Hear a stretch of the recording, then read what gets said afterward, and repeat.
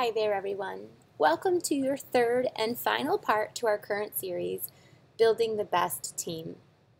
There's so many times that I talk to demonstrators and there's a lot of frustration because they feel like they're doing all the right things and they're just not getting the results that they want.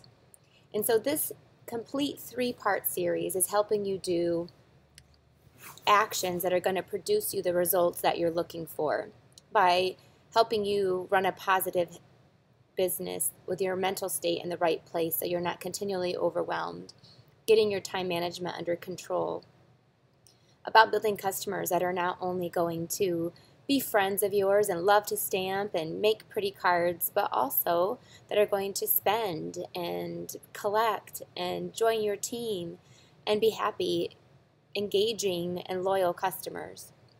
This last part is about building the best team. This is honestly the thing that probably makes me the happiest and I love doing in my business the absolute most. From the moment I became a leader 17 or 18 years ago, the first thing I wanted to know is when can I start working with my team? Other past direct sales companies I've been a part of, you had to be a certain level. And what I love the most about Stampin' Up, but can sometimes be a little frustrating for some of you, is they don't really give guidelines on what you should do when you become a leader. You can recruit and you can do and run your team however you want to. That can be a blessing, but that can also be a struggle because some of us don't know what to do. So I'm here to share with you every single inside tip that I know. First, let me give you a little bit of numbers just to kind of set the bar as to why maybe you might want to listen and take action today. The second year that I was in, when I started Stampin' Up, just like everybody else, it was a hobby. And pretty soon I realized how much I loved it. It's about actually 6 or 8 months into it, I almost quit. It was after Christmas and January was starting back up again and my calendar was bleak and empty. And I thought, yeah, you know what? I got some free stuff. I have a bunch of product, made a little bit of money. I'm happy. I really don't need to do anything more. But I couldn't just shake the passion and the love that I had for this hobby. I did not have any recruits at the time. I decided to give it one more big push and call and get some, bookings and workshops on my calendar. And the rest is history. But one of the first things I did was start to realize that the starter kit is so easy to sell. Again, in other companies, it was really difficult to sell them because they were so expensive and they had all these strings attached. And Stampin' Up, you could just buy the kit and it's at a discount and it's the best deal in the catalog. And I knew that. So I went and started to really share the kit. The first year of my business, I had 13 recruits. And that was a really good number. I was super excited. But again, I'm recruiting typically most all hobbyists. I don't think anybody did any classes, maybe just one or two did the occasional stamping night with their friends. And at the end of that year, I started to implement many of the things that I'm going to talk to you about today. And from the very, very beginning, because again, I came with some past direct sales experience that told me and taught me to start running meetings, to start doing challenges, to start training and teaching right from the very, very beginning. By the end of that very first year, I had 142 people on my team. We went from 13 directs only to 142 team-wide. By the end of the second year, my full second year, we had almost 250 members on my team. The thing I think I'm one of the most proud of and continues to blow my mind is by the end of that second year, only the second year in my business, my team ranked number 3 in the entire company for team sales. And we have always, since then, been in the top 1, 2, or 3 in this category. Not only do I produce a team, or we produce a team, it's definitely not I, but we produce a team that is there in numbers, but it's there in results as well. My average demonstrator sells $300 a month, and that's including with all my hobbyists as well. We have a team of almost 400. When the career plan took over 3 years ago, it cut my team in half, and I went from a little over 400 down to 162. So I had a lot of building up to do. And again, in the last 3 years, now we're back up to almost 400. Obviously, that's because I have some amazing leaders in my team, truly powerful women that we all work together to build what's best for all of our teams. So I'm going to teach you many of the things that I do on a daily, weekly, and monthly and yearly basis to help motivate my team and build the best team. We have a team that's a positive fortress, and every person in here is loved and respected, and everyone has strengths and gifts to share. If it's creatively speaking for some, it might be business sharing for others, it might be a selfie stick and joy from others. We all have something to bring to the team. So I share with you these numbers not to be boastful, but more so to show you that building a team is something that we put into daily practice. And we're going to teach you on how to do that. We've all had to start somewhere. You have to start exactly where you are, and you will grow from there. 17 years ago, I did only start with 1 recruit, and then we went to 2. And then we went to 3, and we started holding team meetings as soon as I had 3 members on my team. And there has never been a month, maybe 1, that we've had to cancel. And even then, we did a Facebook Live in place of it. We make sure we put a priority gathering with our teams and inspiring and being there for each other. Not because I have to, because I want to, because they are the heart and soul of my business. And I know that this is my future and their future, and we are best to grow together. So now let's jump into some actual steps. So I do share these numbers with you just to give you some solidification.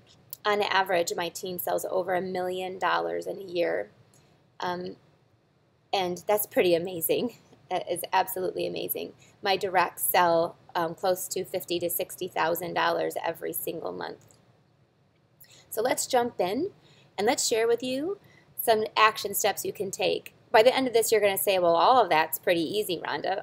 All of that doesn't, I'm not going to give you any earth-shattering advice in here. I believe I'm going to share with you things that you know work, and that you just got to actually put them into practice and find the time. This is why we started off in the very beginning with time management, because I told you we are going to fit some things in here that are going to take up some time in your calendar, and you have to have control of your calendar to know where you're going to put these action steps. Teams are developed by their leaders. So much I feel like demonstrators feel helpless, that they can't do anything to affect their team. They have no control over their team, and that is simply not true. Every single time I see it starts with a leader first and then it trickles down. All typical teams are predominantly hobbyists. So we need to structure our teams, the team culture, to not only give our hobbyists a place to flourish and feel appreciated and loved, but also help develop them into a future leader within your team. We also have to develop our current leaders and helping them to grow stronger and their teams to grow stronger as well. Often, almost every day, I hear, well, my team is all hobbyists. So we automatically chalk it up to the fact that, well, they're hobbyists, so I can't do anything. They don't want anything from me. And that couldn't be further from the truth. We all start as hobbyists. Even I did. Every single one of us. And what happens after we join is where you come into place. Why do you think some groups have large sales and other ones don't? Why do you think some leaders have huge numbers of promotions and others don't? Why do some groups have lots of chatter and engagement where other ones you can hear crickets on their team groups? We're going to dive into all of this and more during this week's training. One of the main goals in building the best team is for them to build connections among each other. It can't be all about you. And to stamp together. The more teams stamp together, the more they're going to stay active, and the more they're not going to drop from your team, which gives you the ability to influence them to want more from their business. In this week, we are going to cover recruiting. We have to continue to recruit. You can't just get your 5 recruits and promote to Silver Elite and think, okay, I've reached it. We have to continue to recruit every single year. We breed consistency. We're going to talk about onboarding a system for new recruits. We're going to talk about training and motivating all 3 of your levels, not just your directs. We're going to talk about running team meetings. We're going to talk about delegating and team involvement. Hey, look, I put that twice on there. We're also going to run about holding outside events for your team. We're going to talk about showing and receiving gratitude. We're going to talk about playing with your team. And we're going to talk about something that is having something for everyone, but not everything for everybody. So some of the things you do are not going to be for other people. You might do business training and it's not for the hobbyist. You might do creative challenges and that's not for your business builder. You're going to have something that's going to engage everybody. But everything you do is not for everyone. Lastly, we're going to encourage our hobbyists to use their discount.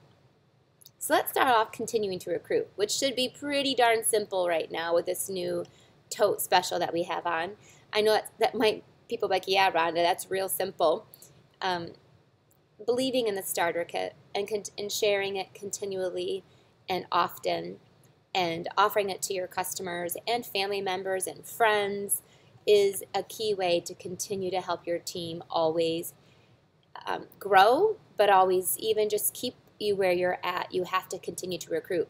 People are not going to stamp and stay with you forever. As much as that breaks my heart, they're not. So what are some actual ways for you to keep the recruiting strong? Not just for you, but for your team.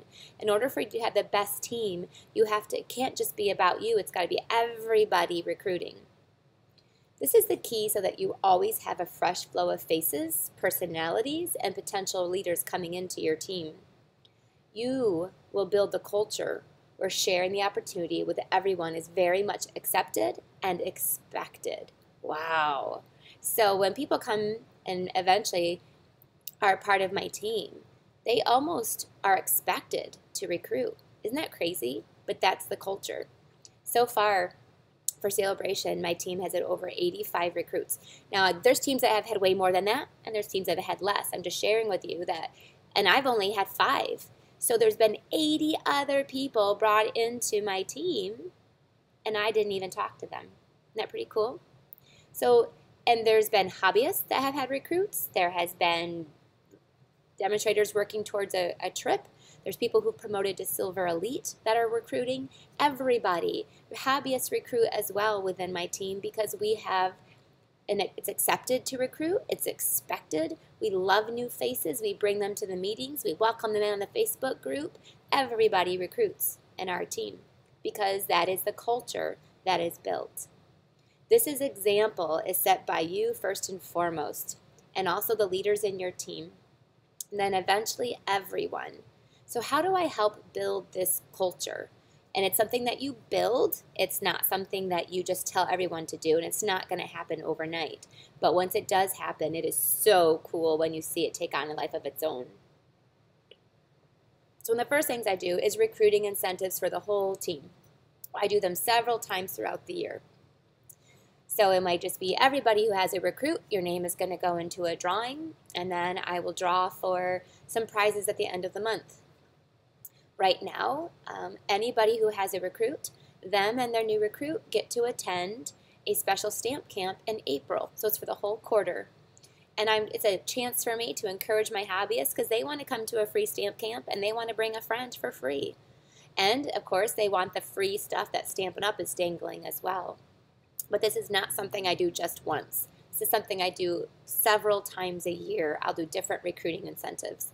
So that means I teach on it and train on it and motivate how and why would they want to share this awesome starter kit.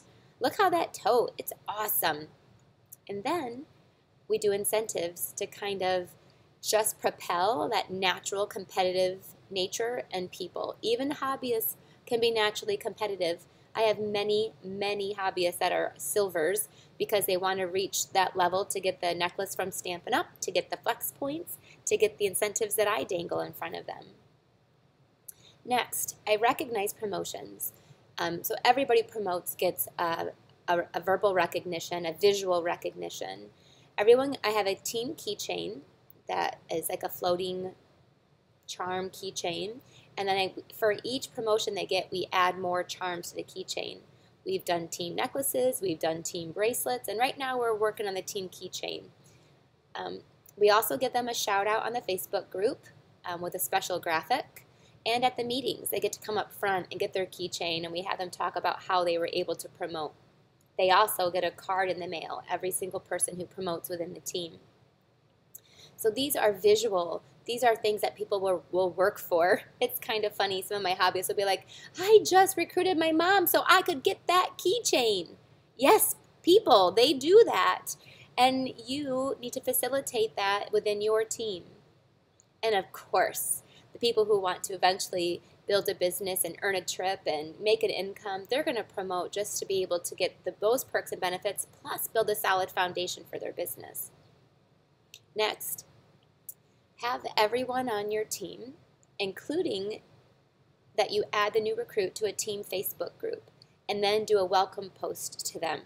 So this really helps build the culture because everybody's recruiting and then they welcome the new recruit on the team. So they have to add their new recruit to the Facebook group, and then we give a visual personal welcome. I think this shows, oh my gosh, so-and-so just got another recruit. That must be like 6 for her for the month. And so that pushes other people to work harder. It also might be, oh my gosh, look at, somebody who's a hobbyist. She just got a recruit. I could do it too if she can do it. And it's also welcoming these new team members to our Facebook group. Otherwise, they might feel a little overwhelmed by being a part of a new group. You set the example of recruiting. So if you're not personally recruiting and bringing people to the meetings and seeing new faces, then your team's not going to either. So you do set this example. Trust me, if you're able to share it, then so are they. But if you're not able to openly share the starter kit, your team is going to struggle with it as well. Lastly, I love having team members share their stories and their testimonies. Why did they start? What do they love about Stampin' Up? This inspires everyone in the room. Yes, you should share your story too from time to time, but really other people are going to connect with other people, and it will help them see why they should recruit too. Next, your new recruits are so important to building the best team. We want to build them from the very beginning, feeling involved and knowing what to access, what do they have to expect from you and from the team. So here's a quick onboarding system where you can make a checklist on this and then check them off as you do them. But the biggest onboarding system, as you can see, is helping them connect. They need to connect with you and with each other. More importantly, with the team. They need to understand your team name, your team brand, your team logo. What do you stand for? What do you do? Why would they want? We are not just a product. We are a hobby, a way of life, a social gathering, a way that we spend our time. This is huge, and we need to teach them that they joined an amazing group of amazing people that do amazing things, and how can they tune into that? So the first thing is a welcome card in the mail with a welcome letter with the upcoming meeting dates.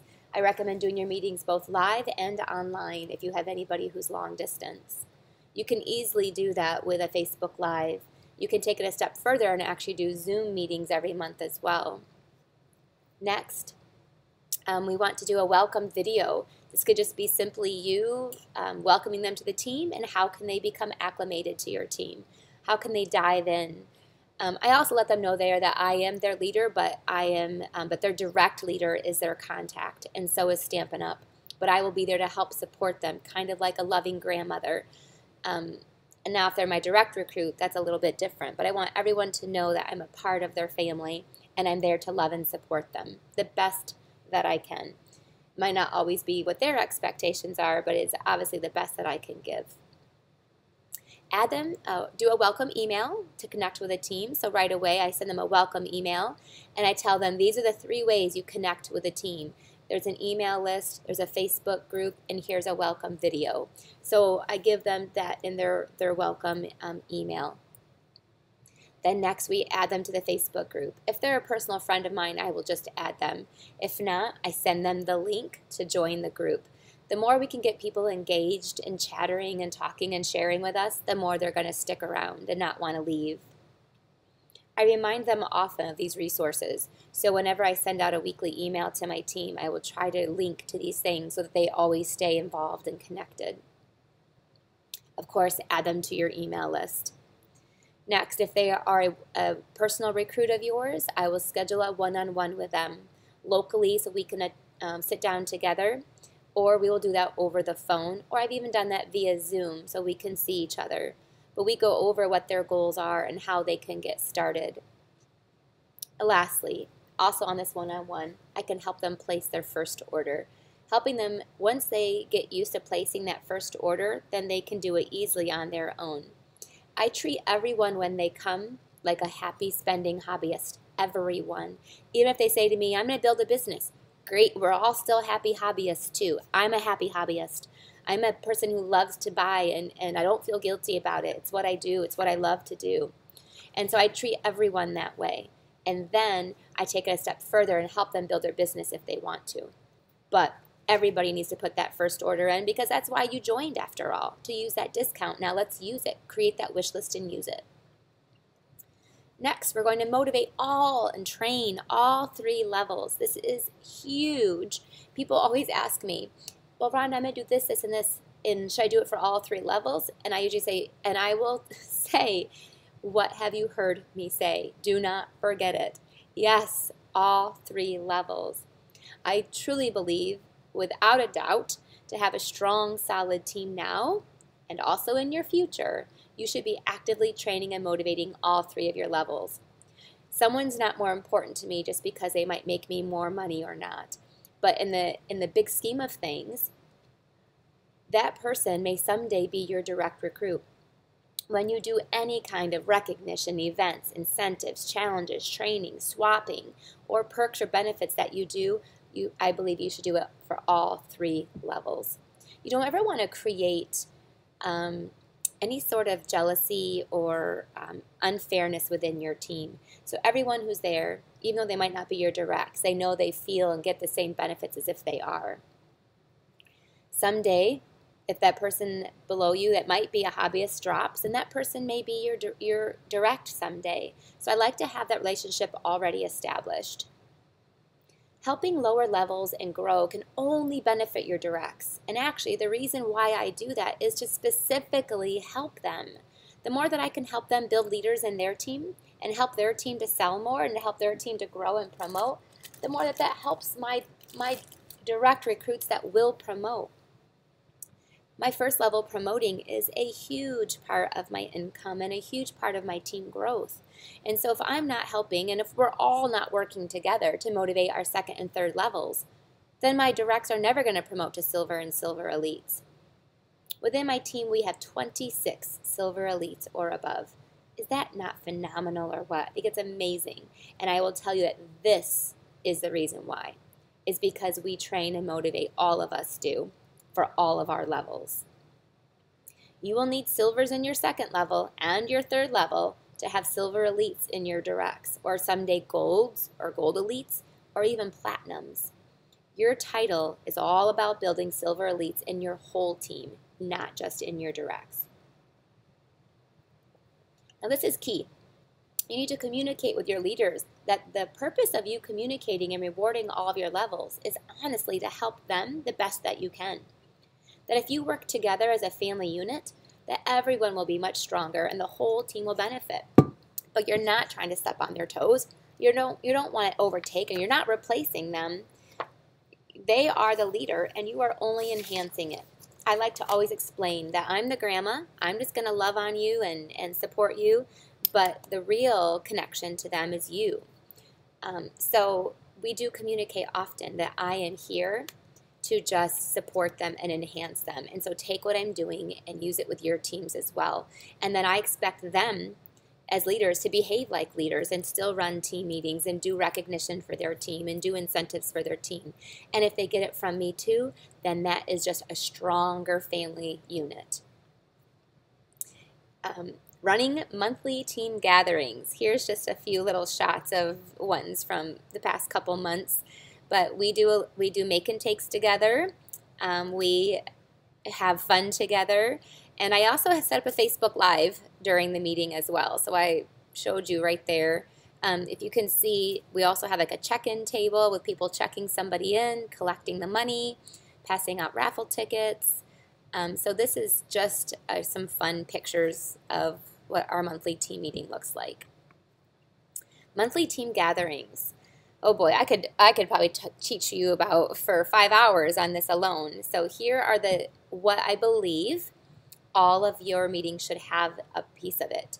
They should be consistently every single month. Monthly is important. I know you might do bi-monthly or quarterly because it's easier for you. Easy does not always mean results. So consistently each month is important. Make them desirable for every meeting type, every demonstrator type. That means don't dumb it down for just hobbyists, and don't make it all businessy for your business people. There is a balance between the both. Remember, there's something for everybody, but everything is not for everybody. So you have to have something there that makes both of them have fun and desirable to want to come. So that means always have a business focus. I don't care if your hobbyists fall asleep. I have ones that actually put their head down during that, and I don't care, because there are 3 people in that room that's eyes are glistening when I talk about the business type, and they're shaking their heads and they're taking furious notes. This is very important. You do not dumb your meetings down because a hobbyist is complaining to you. There will always be a business focus at a meeting. Now, I can take really cute projects and for make and takes and then show them how to build a business off of that. That is where you make both of them happy. Always do swapping. Swapping is a cool part of being a demonstrator, and you want to have that as a theme at your meetings to both help business people, because now they have samples to put on display, and then a hobbyist that gives them a reason to buy more product and to swap and stamp. A show and tell table is great for your hobbyists and also for your business people, because they can get some class ideas, and then also your hobbyists get to show off what they're making. Next, have demonstrations, at least 2 of them. And these should not be by you. Your job will be the make and takes. But demonstrations can be delegated to other team members. Next, business building make and takes. I already alluded to that a little bit, but we don't just make cute projects. We don't just pick 2 cute things that we're doing. The make and takes need to be well thought out as a sample class, maybe as a business tool, as a set sampler, as something where it's helping people build their business. They can leave, when they leave your door, they have a business tool in their hand, a class to run or a display that they can put on display. And then your hobbyists are happy they got to make some cute projects. Again, win-win for both business types. A creative challenge is there. Again, it helps both of them, but you see all the reasons why we get our stampers stamping. We need them using their product. And when they use their product, they'll stay around and they'll buy more. And then they'll probably sell more. Next, charging for your meetings is imperative, at least $5. I go over this all the time. And for some of you who don't charge, I want you to know that I'm not saying you're doing anything wrong. It's just I know what's right. I know what really, really helps a team take meetings seriously and grow. Over the years and years and years, I've watched leaders that don't charge and they just grow a bunch of happy stampers. And we really want to make sure that we're growing demonstrators that are happy stampers and that are producing and taking your team meetings seriously. It just so happens that in this world, things that have value have money attached to them. And we want to make sure that our team members are seeing our meetings as valuable. And you don't have to. We don't make enough money. You don't make enough money to be able to pay for everything for your team. Ultimately, this is a business as well. So you need to offset the cost of the team meetings with even just by $5 a person to help you pay for those make and takes, all the incentives and recognition that you do, or a room rental. Next, always have a business challenge. So whatever I train on, I always have a challenge to go along with it. Like those recruiting challenges I told you about, or booking parties, or having craft fairs, booking craft fairs. I always give a challenge on whatever we are training on.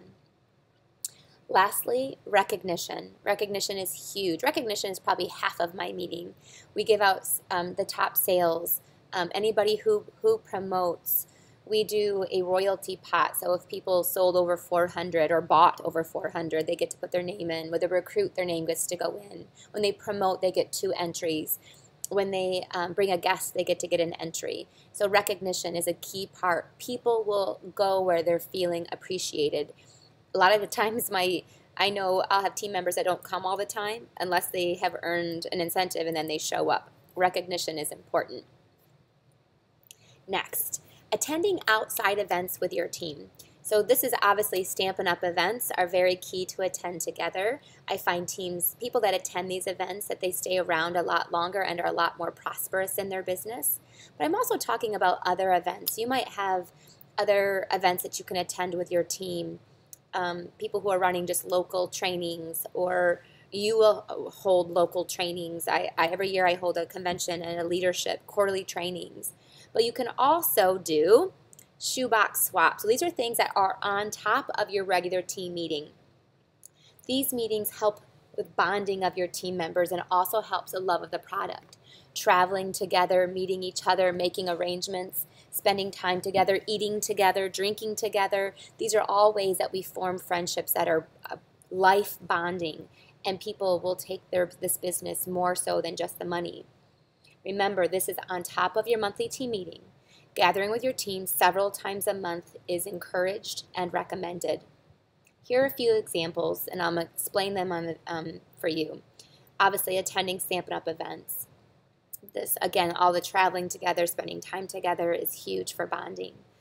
Shoebox swaps. I charge $5 for shoebox swaps, and everybody brings a dish to pass, and then I have door prizes and giveaways. And we all get together, and if we have 24 people, you make and cut for 24. And everyone gets together, and it's such a social stamping event, but they go and leave with 24 different projects. I do about, 3 or 4 shoebox swaps a year. A Christmas party or a summer picnic. These are ways for you to gather and eat together and have fun together and celebrate together. So we do these once in the summer month and once obviously in December. Kit nights. This is really easy for you to do. Again, it's with your whole team. Anybody can bring your kits, and we'll sit around the table and assemble them. It's a chance everyone can bring a dish to pass, bring your own beverage of choice. I'm just going to supply the place, and everyone brings their kits. This is huge because everybody can see the other kits people are putting together, and kits that are assembled are kits that sell.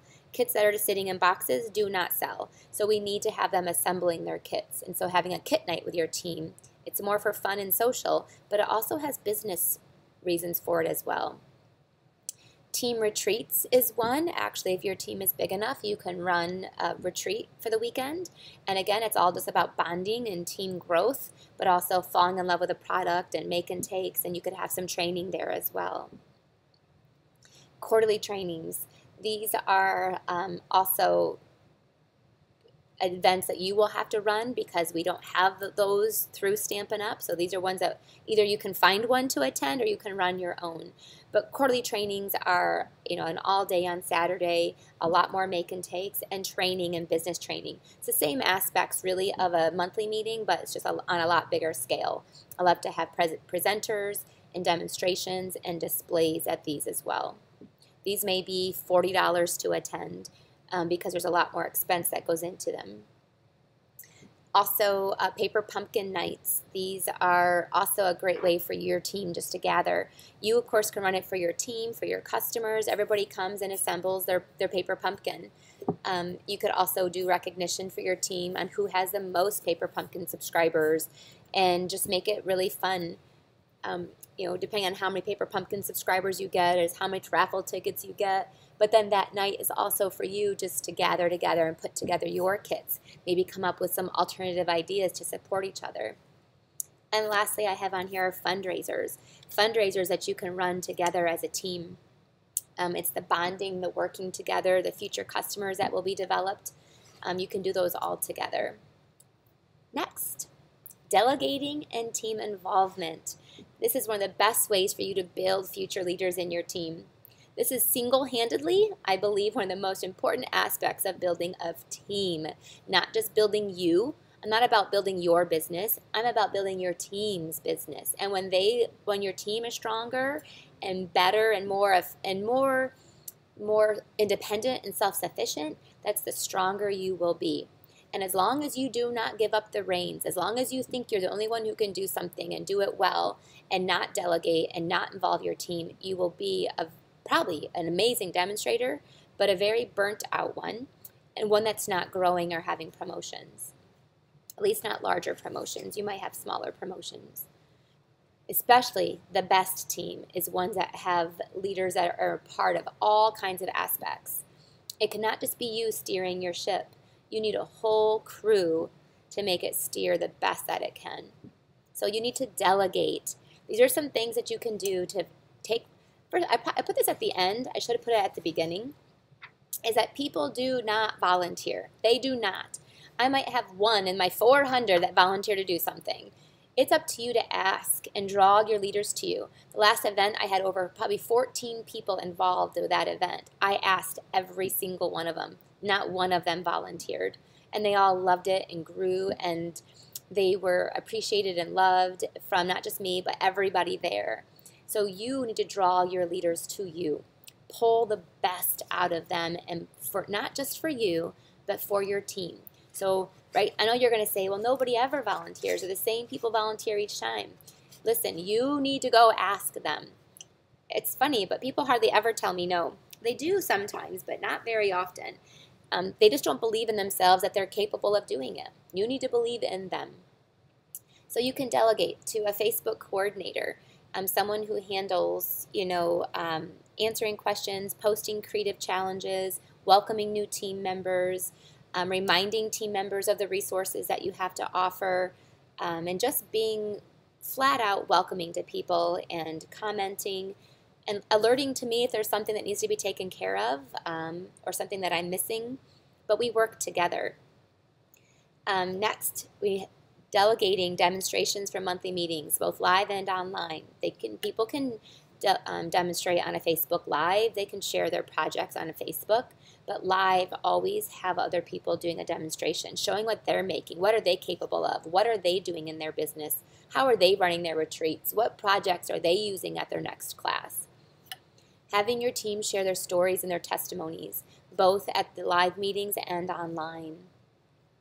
Have them help you in your business. Have them come and help you run your classes. Have them come and help you do prep work. Win-win situation, people. They get to see you in action, and they learn from actually doing with you. I will give them a free class. You're going to say, but I can't afford that. I don't pay them. They come and they get a free class for it. Or sometimes they may get a free stamp set or something. So I'm not paying cash for people to come help me in my business. I'm asking team members who really want to learn. So coming with me, alongside of me, helps them learn. You can delegate people to help at the meetings, to welcome the team when they get there. Help me with setup. Help me with cleanup. Help me with registering for team events. I do not do this all alone. I usually actually don't even do it at all now. I'm there mostly just to welcome people, but I need help there right beside me. Have a swap coordinator, somebody who coordinates the swaps with every single new catalog. You do not have to have a touch on it. You could just be the one to help market it. You have to market it for them, and you have to participate in the swap too as well. Having a creative challenge coordinator. That could also be your Facebook coordinator. She could do both if you want to. Here's some of my helpers. I love this. This is in action. So the one is me with my helpers that do set up, registration, cleanup, make and take helpers. I have Michelle and Jane and Cheryl there in that first picture. Love them. Couldn't do it without them. And if they're not available for some event, then I like to have 3 people with me. And at the very top is Joanne Jeter. She's doing a demonstration at a team meeting. She doesn't like to do it, but whenever I ask, she always does because she runs a beautiful business. So this is everybody intently watching. And then down below, that's Jennifer. She is I call her a Rubber Queen ambassador. So she is my Facebook coordinator and helps welcome team members. Right there, she's making team welcome cards for me. So she helps me. She's an ambassador for my team along with me. So those are some of the in action, what I've just telling you. Now you can see the people's faces behind it. All right, next. How do you build the best team? People will flock. People will come and they'll stay where they are appreciated, where they're valued. That's where people will go. With the way the world is today, most people think that you'll feel gratitude when you reach a certain level of success. When your team gets big enough, or when you earn a trip, or when you make a certain title, when you make a certain amount of money, then I'm going to be able to afford to do these things, or then I'm going to be so grateful for my team. This is very backwards. If you want to gain more success right from where you are today, or more happiness in your business, the first step is to be grateful for the many things you have right now and recognize those. Only after you build an attitude of gratitude for your team and for every member of your team, right down to the person who just bought the kit and is barely holding on and impending every month. When you're grateful for them, you can begin to grow. When you're grateful for the leader in your team who's really strong and sharing, and sometimes you might be like, oh boy, she's a little bit much too. Grateful for that one, grateful for every single person in there. Then you can begin to grow. People want to be where they are appreciated and respected. And you respect people by delegating and asking for involvement, asking for them to share. That shows them respect. So what are some ways that you can actually put this into action and not just, first of all, you got to feel it in your heart. If you don't feel it in your heart, then it's not going to really happen. So this picture was actually just posted on my group this week. So I just grabbed it real quick and stole it in there. But this is what we see a lot of. I do a lot of Happy Mail for my team with recognition because they are all over the country. And they're also local, but I like to breed what we teach, and that is to sending out cards in the mail. So number one, giving recognition every single month. This is for my $1,000 club. If they sell over $1,000 in a month, then they get a little prize in the mail. I also send it to my top 10, get cards in the mail, and anybody who promoted. At the monthly team meeting, we also recognize our top 5 in sales, and we also recognize promotions. So recognition and doing it every month and having a system for that's important. Just verbalize the fact that you are grateful for them. Tell them every month, I am so grateful for you. I say it all the time, my team is my heart and soul. They make me so happy. I'm so grateful for every one of them. And I verbalize that to them every single month. Even if you're not a touchy-feely kind of person, you can still say that out loud.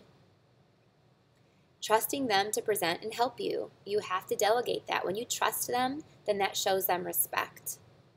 Sending monthly cards in the mail. It doesn't have to be just for recognition. It might be because of birthdays or anniversaries or thinking of yous or what. Just send them cards in the mail. And then also sending it for the top sales, people who recruit, people who promote.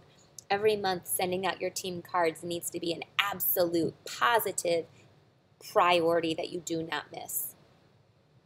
And if you do miss, get caught up right away. Because I could just say that I got behind and missed December's and took me a while to get caught up, but that is a priority for you. Just texting, calling, messaging to check in sometimes is great. It doesn't have to be a formal phone call, but it can be. Or you can go through a list, print up your team list, and check them off as you communicate. So you know, oh my gosh, I haven't talked to her in 6 months. I better check in to see how she's doing. Monthly recognition cards. Man, I've already said that 3 times, just a different format. And then also recognition on the Facebook group. So when anybody promotes, we do a shout out. When anybody recruits or has new people, we always do recognition on our Facebook group and also through your weekly emails. So recognition and gratitude need to come out of you continually and constantly. Someone can never hear it enough. It doesn't matter. People have been with me for 17 years and they need to know. Even on the 17th year, and one day, I am still so grateful for you. If you want to gain more success or more happiness, the first step is to be grateful for the many things and people you have right now. That is something I said, and I wanted to make sure that it's in there. You got to be grateful from the step forward from you are today and build a place of gratitude, build a culture of appreciation and respect for everybody, and then people will flock to you. Playing with your team. We love to play together. I love this. Team incentives and challenges are there for you to play along with your team, encourage them, and also to grow with your team. This is an innate being in me that I've always loved growing up. We would always, if it was family clean day, we would make it into a challenge and we would see who could get done first and right. My mother had to approve our work. We would play cards to see who had to wash dishes. We still do that today. Whenever there's a chore that has to be done, we usually have a game that goes along with it. So here are some ways that you can play with your team. Through monthly team challenges, both creative and business. Don't miss. Every month we have to have here's your challenge for the month. This is what we're going to do together. And I play in every single challenge. You have to make sure you are reaching those challenges as well. You can attend events together and have fun. This is how you play together. Which we already went over that, but I'm just reiterating. See how some things, attending events, is all about the team bonding and their team unity. It's also about learning and growing together. And here it is about playing with your team. So you can kill 3 birds with one stone as well. Have friendly sales, booking, recruiting challenges. So again, these are who's going to recruit the most, who's going to get the most bookings. Let's see who's going to sell them. Let's do some fun, friendly challenges. And the people who earn them, again, this is not for everybody. Your hobbyists could care less about that, but your business people are going to really have fun competing against each other. So it's friendly, but it's funny to see how people step up and are so motivated by working together and beating each other. It's so fun. Next is Facebook challenges or card showers. So this is a way that we can play together. So you can... have you seen where you can post, okay, we're going to do something fun and we're going to shower each other with cards. So everybody who wants to participate can post their name and post something, and then the person next has to send them a card. And then you guys can private message each other your addresses. So get a card shower going. I also feel like when there's things, Facebook challenges, that can be fun too. So I have a challenge right now. We do Freebie Friday. So every Friday, post whatever you're working on in your stamp room, and we'll do a drawing. Monday call to actions are great. We all play together. We're all going to do this challenge together. Then have them report in on Monday, or have them report by the next Monday if they completed that challenge. And then swapping. Swapping is a fun thing to do with your team. That's a way for you to play together. Have something for everybody, but not everything for everyone. So I want you to guess. These are some things that you can do in your team. I want you to guess if these are things that are good for a hobbyist or business. And the really cool part is a lot of these are good for both. Realize that your team is made up of many different business types, and you should have aspects to your team and to what you offer your team that inspires all of them. Swapping, good for both, right? Business training, good for both. It's obviously there for your business training, but this is how your hobbyists start to make a switch. We got to eventually switch their flip, and this is how you do it. So this is actually good for both, but predominantly for your people who are trying to build a business. They need you to guide them. Don't let a squeaky hobbyist, because I love them, but they can get squeaky sometimes.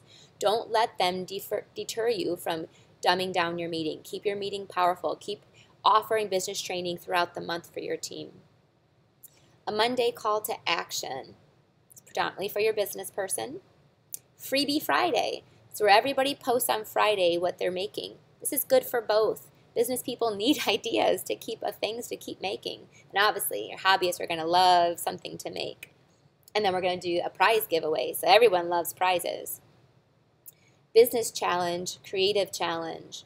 This is good for both. Demonstrations at your monthly meetings. Demonstrations on, if you have an all online business, you can still be having your team members do demonstrations on your Facebook group. Demonstrations are good for both. It is building leaders within your team that you're asking to do the demonstrations. Hobbyists love watching demonstrations. This day and age, have someone do a video, have them do a Facebook Live, or have them do it at the team meeting and record them. We do our monthly team meeting, then we also put it on Facebook as well, so they can see the demonstrations. These are good for both. Sharing your classes. So all of my team members get all of my classes for free, the online version of them. This is good for both. This keeps your hobbyist stamping and shopping and buying. It inspires them to use their product and maybe buy some product to copy what you're making. And this hugely will help your business people run their classes. They can copy them exactly, or they can at least see how you structure them and structure theirs the same. Incentives and recognition within your team, even if you have just hobbyists. This is good for both. Hobbyists still love to be incentivized and recognized. They might not be earning the trip. They might not be your top seller, but they might get an entry into the royalty pot. They might be able to promote to bronze elite and silver. They can get the keychain. By the way, my team gets the keychain at bronze elite level. So a lot of my hobbyists still strive for recognition between, I have a lot of people who are silver and have never even done a class. They might have bought their way to get up to the rolling sales, or have friends that have helped buy, and then they just recruit their best friend or their mother or their sister or their daughter. In closing, thank you guys for sticking around with me with this. Your business, your customers, your heart, your soul, your sales, and your team are what you make it.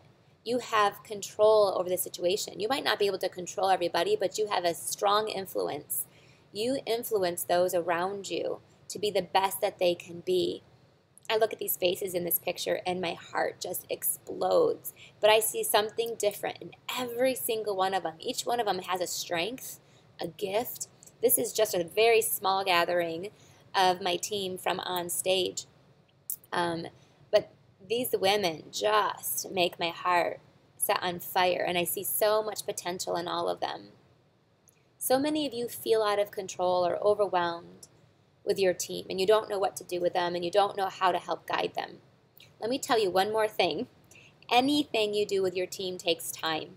It could take you a full year of implementing what I've taught you today before you see the true results. They need to come to depend upon you. You can't show up one month and not the next. You can't check in and check out, because they're going to check in and they're going to check out, and they might stay out. So in order for you to be able to build the team, the best team, you need to be the best dedicated leader for them that they deserve. You will get what you expect. You build the culture of expectations and what's accepted and not accepted. So don't ever lower your expectations, but trust that everyone else is going to rise up to you. So your action steps really is from today's training. What do you want to implement? What do you need to implement? And when are you going to do it? Get out that time management schedule and start writing in there, when are you going to do these things, and make them a priority so that you build the best business that you can. You might need to sit down with your leaders and have even if it's one leader or two, and let them know that you believe in them and you need their help to help all of you grow, not just your team, her team. You are all going to influence each other. Thank you so much for joining in. I hope you're motivated and inspired and taking some action so you will see results. Trust me, all of these things together work. Building a team is not one individual practice. It is many things and many people working together. You guys have a great day, and I can't wait to see what you do with all of this training that you got and putting it into action.